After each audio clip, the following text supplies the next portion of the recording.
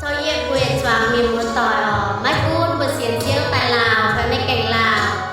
mà chẳng hồ bây giờ hai năm nhiều nhẹ thuốc chiếu cũng chỉ sinh linh phim của nhiều nhiều trong chế xin tài